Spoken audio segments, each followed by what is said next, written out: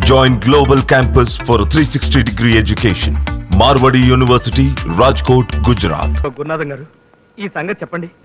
మగవాడి ప్రమేయం లేకుండా ఆడది కేవలం చల్లటి చూపులతోటే పిల్లలు కట్టుందా? రాంబాబు, ఎలా ఉండేవాడివి ఎలా అయిపోయావయ్యా? నవ్వేవాడివి, నవ్వించేవాడివి, ఆడేవాడివి, ఆడించేవాడివి.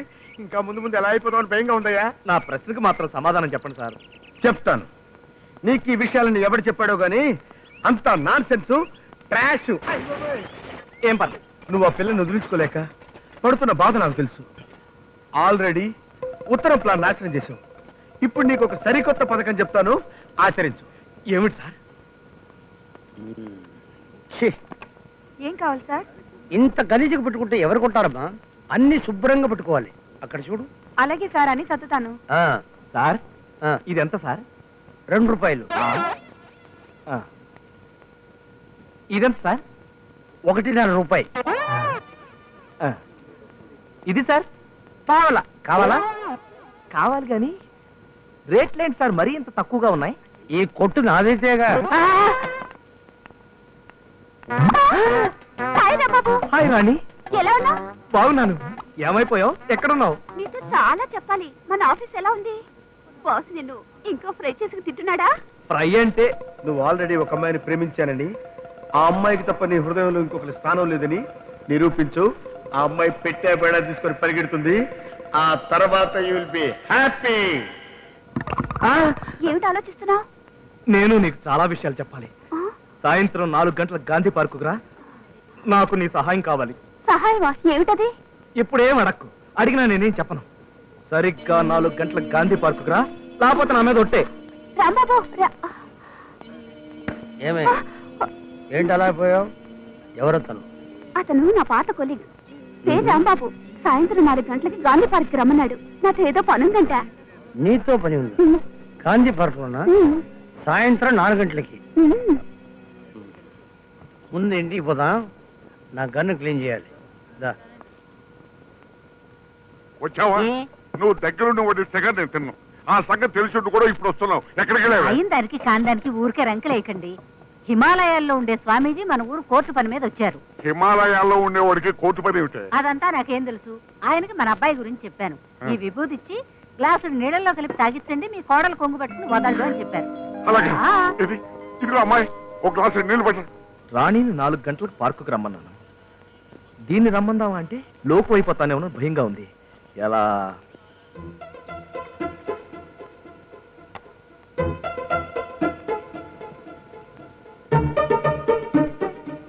వాడు వచ్చేస్తున్నాడు, తొందరగా సిద్ధం చేయి.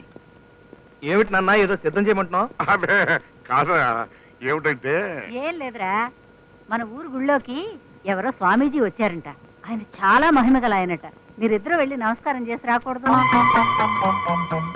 ఇదే గొప్ప అవకాశం.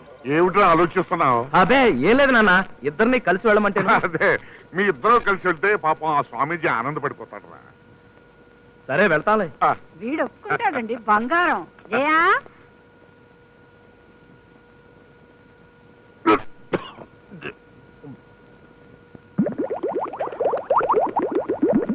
వాడు సరే అన్నాడు. గుడి దాకా వెళ్ళరండి. అది కాదత్తయ్య. వాడికి తిక్క కుదరటమే గొప్ప విషయం. నువ్వు అడ్డు చెప్పుకో.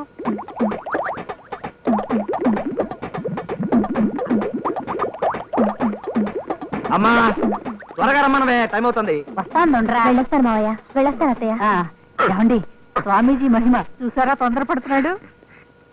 సావిత్రి, వాడిద్దరు వెళ్ళిపోయారు. మన ఇద్దరు మనసులు విప్పుకునే ఎన్నాళ్ళ ఇద్దో తాగితే తప్పేంటి?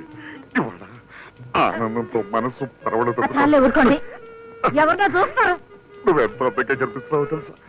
గదిలోకి వెళ్ళి మనసు విప్పుకో. ఇదేంటి, మీ అమ్మగారు స్వామీజీ దగ్గరకు వెళ్ళమంటే పార్కుకు తీసుకొచ్చారు? ఇక్కడ స్వామీజీ తల కిందలుగా వాకింగ్ చేస్తున్నాడు. పదా.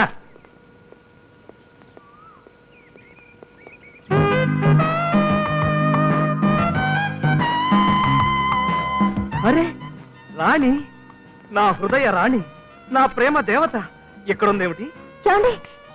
క్షమించు, నేను మనసిచ్చిన నా దేవత నా కళ్ళ ముందే కనిపించింది. ఇక నేను ఆగలేను.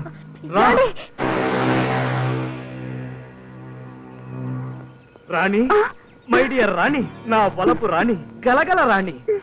ఆనాడు నాకు మనసిచ్చావు, నా కోసం పూజలు వ్రతాలు చేశావు. కానీ కానీ లేదు, అర్థనా లేదు. ఇవాళ అవి పండే. మిస్ రాంబాబు నేను చెప్పేది విను. నేను విన్ను, నువ్వు నేను అంతే. రాంబాబు మాట్లాడకు, మిగిలిన సృష్టితో నాకు సంబంధం లేదు. రా, నా గుండెల మీద వాలిపో, నిన్ను నా కౌకిట్లో బంధించను. అయ్యో, రాంబాబు, కాస్త ఆగు. నేను ఆగను. అంతేనా? అంతే రాణి. అయ్యో, రాంబాబు. అటు చూస్తావేంటి? నేను ఎక్కడుంటే రాణి రా.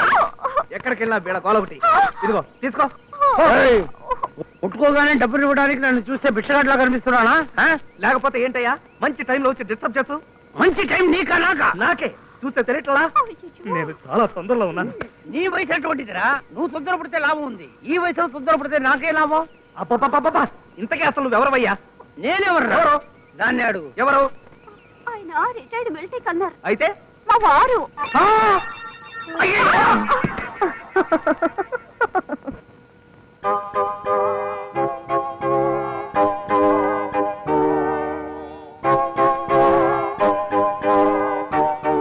అమ్మో అమ్మో, ఎన్ని దెబ్బలు కొట్టాడు.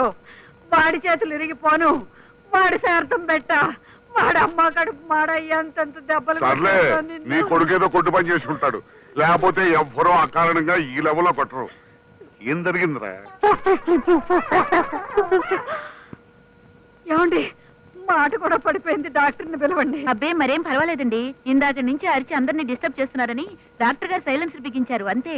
అలాగా, ఆ సదుపాయం ఉందని తెలిస్తే వీడు పుట్టగానే బిగించుండేవాడిని. వేధవ మాట పలుకు లేకుండా పడుండేవాడు. ఏదో అరవకుండా పడుకో. అయ్యో, ఉన్నదొక్కగానొక్క బిడ్డ హాయిగా సంతోషంగా కాపురం చేసుకుంటాడు అనుకున్నాను. ఒరే, నీకు పుణ్యం ఉంటుంది, అసలు ఏం జరిగిందో చెప్పరా. మాట ఉన్నప్పుడే మనల్ని వెలివేసి సొంత నిర్ణయాలు తీసుకున్నాడు. ఇక ఇప్పుడేం చెప్తాడు? ఇంటికి వెళ్దాం పదా, ఆ పిల్లని నిలదీసి అడుగుతాను, అసలు విషయం బయటకు వస్తుంది. చెప్తానండి. జరిగిన అన్యాయం ఎవరికి చెప్పుకోవాలో తెలియక నాలో నేను ఎంత కుమిలిపోయానో మీకేం తెలుసు. మీ సుపుత్రుడు చేసిన ఓ ఘనకార్యం వల్ల నా బ్రతుకు ఎలా చిందరవందరైందో చెప్తా వినండి.